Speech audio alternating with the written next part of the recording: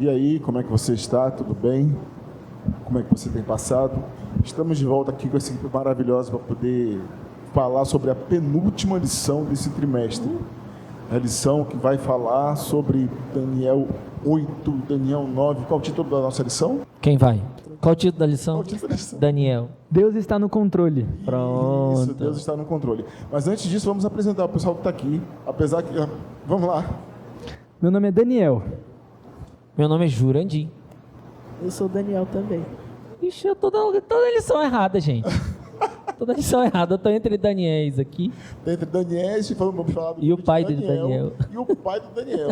Tá vendo? Estão falando que eu tô no lugar errado, gente? Acho que eu vou embora. Na realidade, estamos aqui com o pastor, porque essa lição, agora, a lição de Daniel, agora ela incorporou, né?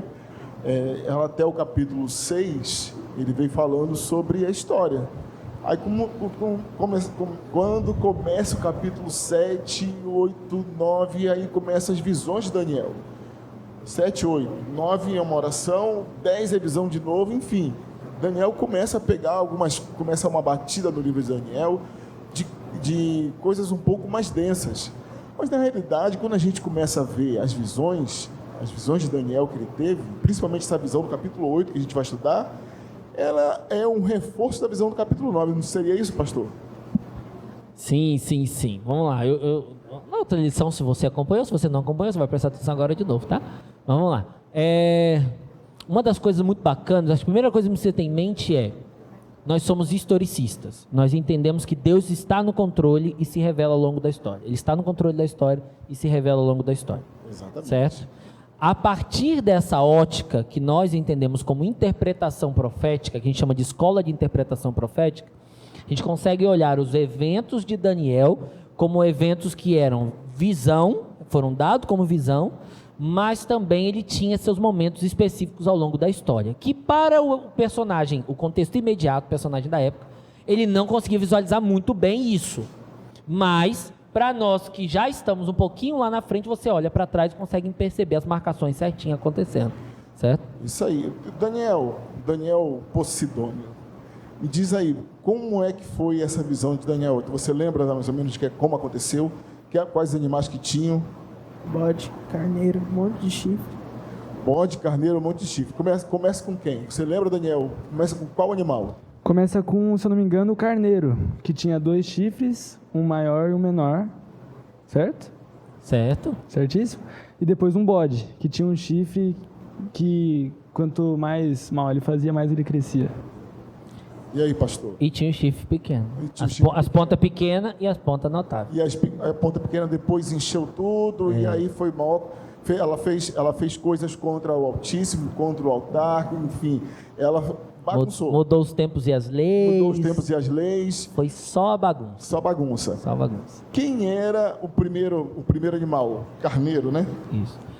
Só para o pessoal poder entender, né? A gente falou na lição anterior, profeticamente a gente tem o recurso na Bíblia da ampliação. Isso acontece em Apocalipse e acontece também em Daniel. Ou seja, repete-se uma coisa, mas se acrescenta elementos novos. Exatamente. Então a gente está enfrentando essas visões desde o capítulo 2. Isso. Estátua. Isso. A gente enfrentou na outra lição agora do 7, o leão, o urso, o leopardo e o animal terrível e espantoso e as pontinhas pequenas. E agora são outros animais que todos eles têm algo em comum, que são chifres. Isso. São poderes. E na verdade chifre representa poderes. E eles estão mais especificamente indo já de encontro a que fase? A fases seguintes depois dos governos da Babilônia. Isso. Então, por exemplo, estátua começa do ouro lá no capítulo 2 até o barro com ferro. Você vai para o capítulo anterior agora, que foi o 7. Você vai lá desde do leão até as pontas pequenas. Só que agora não tem um elemento que representa a Babilônia. Por quê? Porque já passou. Ele está repetindo os elementos, mas existe um reino que já passou. Então, menos um elemento, porque esse reino já passou. Exatamente. E aí agora, o carneiro de 2 chifres, ele está na ênfase dos medo-persas. Medos e os persas, eram Medos os 2 e persas. tipos. Um maior, um menor, Exatamente. mais fraco. Para o povo entender um pouquinho, o cenário do livro de Esther. Ali, apesar da Bíblia não estar em ordem cronológica, mas ali é o cenário do governo que não era mais babilônico, mas era dos medo-persas. Então o Assuero era o rei medo-persa. A história de Esther, ela acontece num cenário onde o reino da Babilônia já havia caído. Já havia caído. Certo? Só que ela está bem lá na frente em relação ao livro de Daniel. Certo? Exatamente. Quando você vai logo em seguida pro bode, né, você vai encontrar a Grécia, depois as pontas pequenas a Roma. E assim, Até chegar. lá no livro, na Bíblia fala que é a Grécia. Exatamente. A gente está falando de maneira bem generalizada por causa do nosso tempo, né? Exatamente. Mas ele tem, a descrição está bem clara lá. Bem claro, entendeu? é a Grécia, e aí mostra que ia dividir em 4, que foram os 4 reis da Grécia que depois eles dividiram o reino de Alexandre o Grande em 4, e depois um outro deles se destaca que é o quê? Todo mundo... Hã? Roma, que é a ponta... A ponta notável. Toca a bagunça. Notável. Mas fala, pastor, que Roma fez? Como é que... Gente... Como é que foi? Olha, vocês sabem que a gente deveria fazer uma série de 10 episódios só com os 2 capítulos que a gente está trabalhando. Exatamente. Semana passada e o dessa, né? Mas tudo bem, vamos lá. Qual que é a principal característica do chifre notável, ou do destaque, do que cresce se destacando dos demais? Valor, referência, influência, poder, tudo isso chama atenção para ele. Certo? Então ele tem várias características.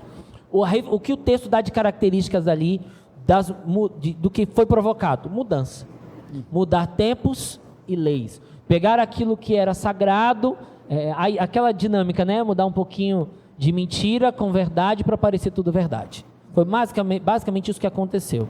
Então, misturaram as coisas ali, jogaram a régua para baixo para que ficasse de acordo com a forma que ficasse mais acessível, mas que mexesse menos com a pessoa. E a pessoa aceitava aquilo, mas aquilo não era o que realmente a palavra de Deus estava pedindo, porque ela havia sido, enquanto a autoridade estava na mão de Roma, ela foi alterada. Exatamente. Enquanto a verdade, estava na mão de Roma, ela foi alterada.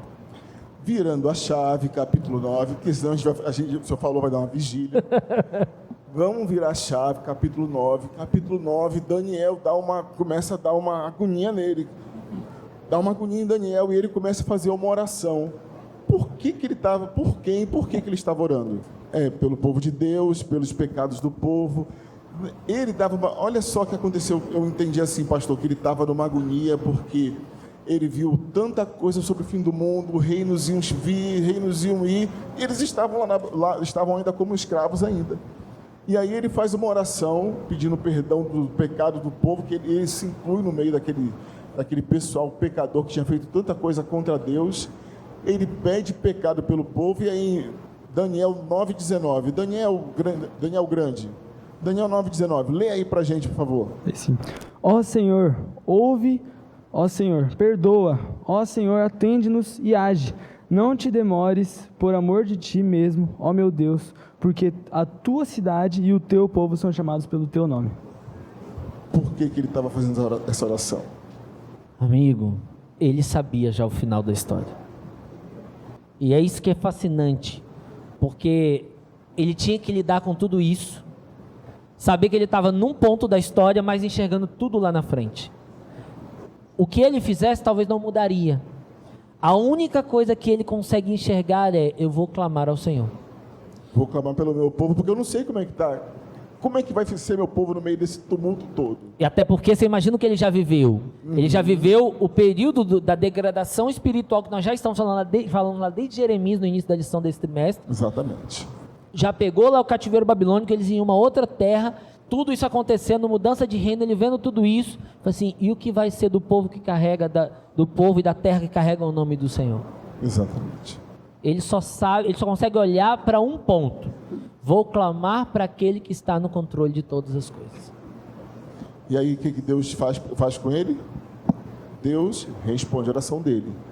Deus manda o anjo mais poderoso depois de Jesus para poder ir lá dar o significado e para consolar ele. Olha, e aí entra numa outra coisa que a gente deveria fazer, uma grande vigília. E aí ele começa fala sobre a profecia, entra na profecia. Vou até abrir aqui, ó. Vai, pastor.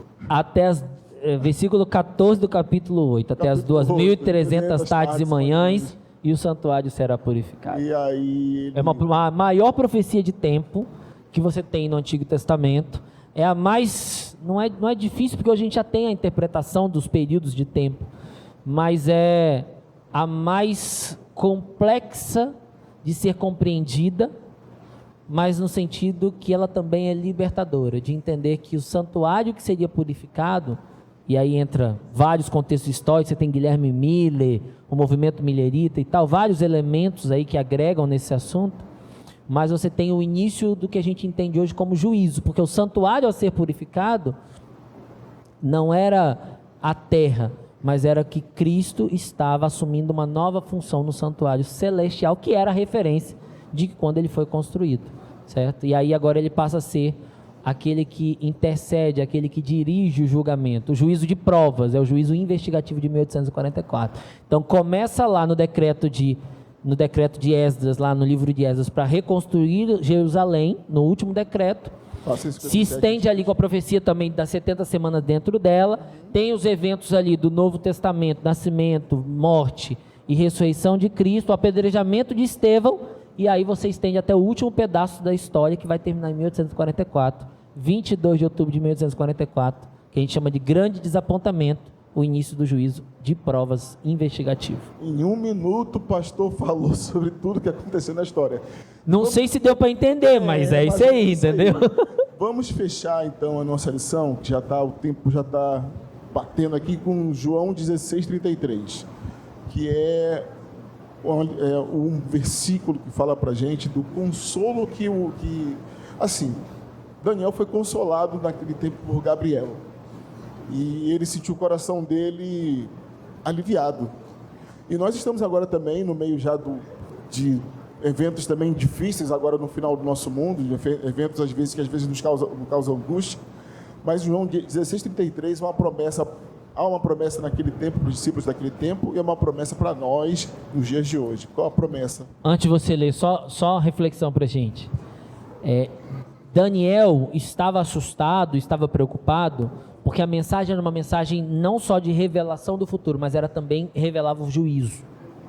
O juízo não é algo ruim.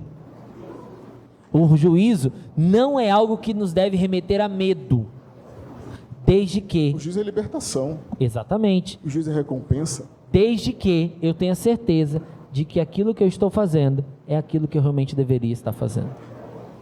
Agora, eu posso ter medo? Posso. Pode. Se eu tiver dúvida do que eu estou fazendo. Hashtag fala Deus. Agora lê o texto para a gente poder terminar. João 16:33 diz: Estas coisas vos tenho dito para que tenhais paz em mim. No mundo passais por aflições, mas tende bom ânimo, eu venci o mundo. Jesus venceu o mundo e nós podemos vencer se nós colocarmos a nossa vida nas mãos dele, certo? Essa é a mensagem que fica para você, essa é a mensagem que fica para nós.